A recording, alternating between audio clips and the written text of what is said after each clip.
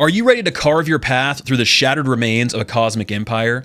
Welcome to the ultimate starter guide for Empyreal, your one-stop shop to survive, explore, and conquer. Let's get started. Empyreal is set across fractured, dying worlds, each offering unique environments to explore. From crumbling alien cities to barren wastelands, this game's worlds are brimming with secrets. Exploration simply is not optional, it's critical. Hidden paths can lead to caches of upgrade materials, rare curios, lore entries, weapons, gear, treasures, even shortcuts around or through different zones on the map. So you want to make it a habit to check every corner, scale every cliff, and investigate every strange structure you find. Trust your instincts because Empyreal curiosity is always rewarded. Now at the start, you're going to create your traveler. You want to choose your appearance, whether it's your gender, body type, some cosmetic details like facial features, hairstyles. Make this character you. But the nice thing is Empyreal keeps things streamlined. There are no classes, there are no hard decisions. You simply get your character created. Your traveler's journey is entirely defined by gear, curios, and upgrades that you gather along the way. Now, this system keeps you flexible. You can adapt to different challenges without being locked into a single playstyle. This is what makes Empyreal stand apart from some other RPGs out there. They're not reinventing the wheel, but it's always nice when you have a classless system. So once you get started, your main base of operations is the hub. It's a sanctuary where you can prepare between expeditions into the monolith. Here, you're going to find key NPCs that are critical to your success. First and foremost, the blacksmith. Here you can upgrade your weapons and your armor, improving their stats, re-rolling their attributes, and sometimes unlocking incredibly powerful bonuses. Then you have the quartermaster. With him, you can purchase consumables like health restores, buffs, crafting materials. Stocks will rotate, you want to check back regularly, and you want to make sure to invest into his stock. You're going to need to spend some credits, but you can upgrade each tier, and as you do that, you'll get access to more and more powerful consumables and upgrade materials. Then we have the cartographer. Here you're going to identify cartograms that you find out in the world, and these are going to open up new sections of the monolith to explore. So you want to take time to explore the hub itself. Some vendors will offer side objectives. Every single one of these NPCs have a story, and the hub will expand as you progress, offering new services and upgrades to support your journey. But these NPCs aren't the only ones that you have access to. You'll have access to other characters that are scattered around the hub. Each one has its own backstory, has its own trust system, and as you go and have these conversations with these characters, you're going to be able to unlock new things as well as new lore tidbits and even some new abilities and new items. Speaking of, let's talk weapons and gear. Your weapon is your lifeline in Empyreal. Different weapons feature different playstyles. The Mason Shield offers a balance of offense and defense. The Glaive gives you high mobility and high damage, but its defense is lacking, while the Cannon gives you a ton of damage at range, but you don't have as much mobility. Now the thing is, you don't have to stick with a single weapon. You can try them all and pick the one that best fits you and invest resources into it. Now, armor also plays a major role, offering both defense and secondary bonuses. You have things like resistances, stamina boosts, health boosts, shield boosts, even things like resistance to stun. You have a lot of different affixes that you can equip to all of your armor, and you can re-roll them through the crafting system, which we'll talk about here in a little bit. But one thing I want to say, make sure to prioritize upgrading your weapon early. Even a small damage boost can make a huge difference against tougher enemies. And you don't want to ignore armor upgrades either. Surviving just one more hit can mean everything in a tight battle. And remember, gear is king in Empyreal, because your traveler will always grow stronger with the tools you equip. Now, one thing I want to touch on before I move on. The most impactful thing that you can do early on in the game is imbuing your weapon with an element. Whether it's fire, electric, cryo, disrupt, it doesn't matter. This will augment your skills and abilities to match that particular imbuement, and it will make carving through enemies a much simpler time. If you do not imbue your weapons, you're going to deal base physical damage, and they have an incredibly high armor and defense against that. So do yourself a favor, pick an element, and lean heavily into it. So the next thing we want to talk about are curios. Curios are mysterious artifacts that passively enhance your traveler. They can grant bonuses to stamina, increase specific types of damage, boost your healing, provide resistances, give you reduced cooldowns. Curios are awesome, and they're found scattered throughout the monolith, dropped by enemies, discovered in secret rooms, or you can find them scattered about the hub. Now, choosing the right curio can really impact the way your combat works. If you want to build an absolute bruiser that shrugs off damage, then you can get a curio that gives you extra fortitude and stability. If you want more of the nimble dodging and fast strikes, you can look for something that gives you a boost to stamina as well as agility. So the point here is pick a curio that you really like and then make sure to use it. There isn't any sort of upgrade path around these right now. It's just find one you like, equip it, and you're off to the races. So now that we have this badass character with this awesome gear, we've upgraded things, we're ready to rock, what do we do with it? We run cartograms.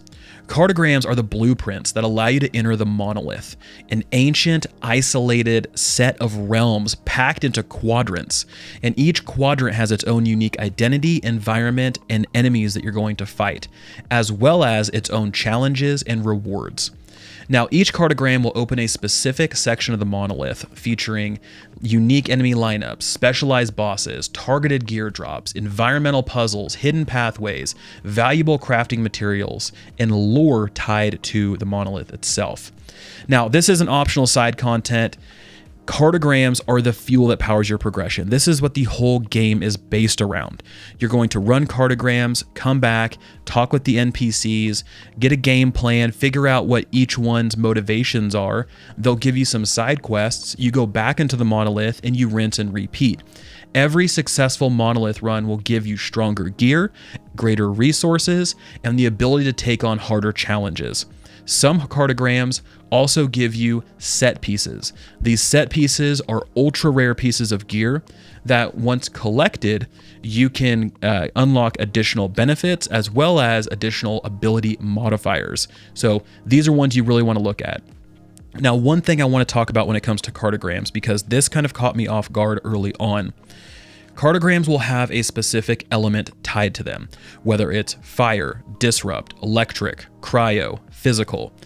And if you deal that same element type, remember I told you to imbue your weapon with an element. If you do fire element, for instance, and then you look at a fire cartogram where the enemies are fire type, you will not be able to do it. It will literally say impossible as the difficulty in the upper right-hand corner. Reason being, if you have a fire enemy, they are 100% immune to fire damage. So the damage you dish out, they'll be immune to it and you'll do nothing but die. This emphasizes the fact that you need to have multiple sets of gear that you can equip whenever you need to, that you can swap if you have a monolith or a cartogram that you want to run. So just keep that in mind, pro tip, but these are the lifeblood of this game. So let's talk combat. Combat in Empyreal is fast, aggressive, and unforgiving if you aren't paying attention. You can very easily get overwhelmed. This isn't a Souls-like. I want to make that abundantly clear. This is not a Souls-like. It's not as difficult as Elden Ring, as Bloodborne, as that entire genre. It just isn't. But it's not as easy as a hack and slash game is either. There is some challenge that's tied to this. You need to understand the different enemy types you're going up against, what they're good at, what they're not good at, what their moveset is. If you can get all of this down, then it's very easy to counter. If I come across a paladin, I know he's going to be able to resurrect his allies, provide them with with shields, give them group heals, and then he can also lay down a consecration. So I need to pull him out of his consecration, and I need to take him out first, or else I'm going to be fighting a never-ending wave of enemies. If I fight a bunch of ranger type enemies, I know they're going to either cloak and disappear and try to continue to stay at range. So I need to get up close and personal and hit them with my mace and my shield to take them out. So it's just different enemy types that you need to understand. If you do that, you'll be in a good place. But let's talk about the rotation in combat. So in combat, you have light attacks. These are your basic attacks. You have a heavy attack, which for mace and shield, for instance, that's like a charge. You hold it, you charge it, and then once you hear the chime, you can let it go and you'll charge towards the enemies, hitting them and stunning them or staggering them. Now, this is really good for breaking shields, so make sure to use those heavy attacks. But then you also have your skills. So you'll be able to equip skills for your character. These do have a lot of synergy. So for instance, you have one ultimate ability. That's your ability that's going to be just an absolute monster of a skill. You do need to generate energy in order to use that ultimate ability. Then next to that, we have 4 other abilities that we can use. This is how you're going to put your character together. This is going to be how you're going to clear content. It's not going to be all basic attacks and all heavy attacks. You need to make sure you have a good skill set, a good toolkit in order to progress. Now, let's talk about some other things. If you have a mace and a shield, you're going to be able to parry enemy attacks. Here, you want to just block right before the attack hits you. You'll parry. When you parry, you're going to deal a large damage counterattack. You'll also inflict them with some flinch or some stagger, and then if you push them over the limit for that, they'll be stunned. Glaive, instead of the parry, you have dodge. You'll be able to dodge out of the way. And then for cannon, you'll be able to jump backwards. So there is some mobility there. So with combat out of the way, let's talk crafting, because crafting is critical for upgrading your equipment and creating new tools for survival. This is absolutely mandatory. You have to craft and upgrade your items, or you will get very quickly out-leveled, overpowered, and frustrated. So crafting is fueled by mod spheres. Now, these are materials that are found while exploring monoliths. They're dropped by enemies, elite enemies, bosses. They're found hidden in chests that are scattered all throughout the monolith. So what you want to do is you want to focus first on upgrading your primary weapon, because this directly impacts your damage output. Remember, imbue your weapon. Find whatever it is that you want to put on there and imbue it through the crafting process. I will have a video on crafting after this one, but we'll talk about some specifics there. This is more of a high overview.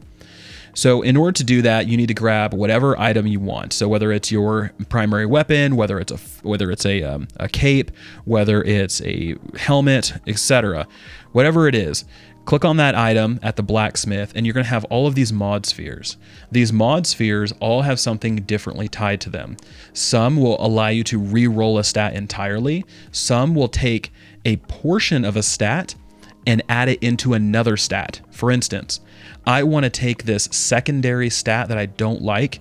Let's say it's a 10% increase to impact, and I want to roll that 10% into my critical damage. You can do that with a mod sphere. So those are some things you can do to really fine tune what you want for your gear and how you want your build to function. What I'm rolling with right now is a Flame Legionnaire build. This is a Mason shield. It deals a ton of damage. It focuses primarily on fire. And I took anything that didn't fit into my 4 or 5 attributes that I wanted, and I honed them in directly onto my fire boosting abilities. So that's something you need to do. Just figure out what you want to target and then focus in on it. Now, once you're confident in your offensive ability, like my fire, you also want to look at your defensive abilities, because crafting isn't just about raw power. You're going to need to have specific resistances as well as certain primary stats like fortitude and stability in order to survive. Because if you go out there as a glass cannon, you will get absolutely mashed in the first 2 seconds. So make sure to focus on those things. That way you can survive the environments inside the monolith. Now, you also want to be efficient with your materials early on. You can go and rerun these, sure, but you also don't want to waste your rare and very high value crafting materials on gear that you're going to quickly outgrow, which you will.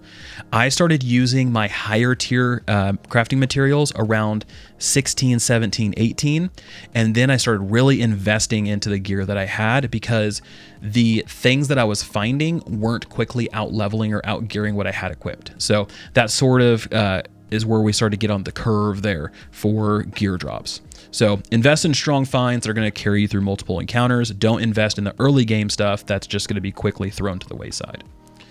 Okay, so let's talk some final tips.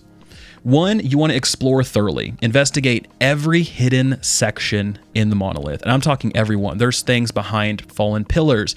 If you see like a crease in between two walls and you're like, I think I could get in there, go in there, because you might find a massive chest full of rare materials and rare gear. So do that. The best treasures, guys, aren't always on the main path. They're off the beaten path. You want to upgrade your gear early and often. Boost your main weapon, get your armor going, get your gear upgraded, have the attributes that you want. Small upgrades will have massive returns, especially early on. Third, you want to master whatever your mobility is, whether it's dodging, whether it's parrying, whether it's rolling. You want to master this because this is going to help you dodge attacks and then counterattack. Next, you want to check vendors regularly because new stock means new cartograms, new upgrade materials, new health boosts, new coatings, new consumables, all sorts of new stuff. So make sure to check the quartermaster as well as Isadora's stall very frequently. Then you want to use cartograms strategically. You want to target monoliths that have gear rewards that match your build goals. You want to chase what will make you stronger, not just what's the easiest, because you'll be able to see the loot table for the boss inside each cartogram. Find the thing you want and then go and get it. What I've been doing is, what's the weakest part of my gear? Okay, right now it's a focus. I'm gonna go find a cartogram that has a high chance of dropping an ultra rare focus, and I'm gonna go tackle that one and see if I can get a good roll. So those are the type of things you wanna think through. And then last, stay adaptable. If a monolith is absolutely wrecking you, rethink your gear, rethink your curio, rethink your skills. Flexibility will help you survive, so don't be too attached to something. We have to stay agile. So one thing, just if that's one thing I can just pin, please do that. So guys, that is your crash course to surviving in Empyreal. If you found this guide helpful, please hit that subscribe button. It means a lot to me. I'll be covering more tips, advanced combat strategies, and how crafting works in future videos. But until then, good luck out there, and I'll see you among the stars.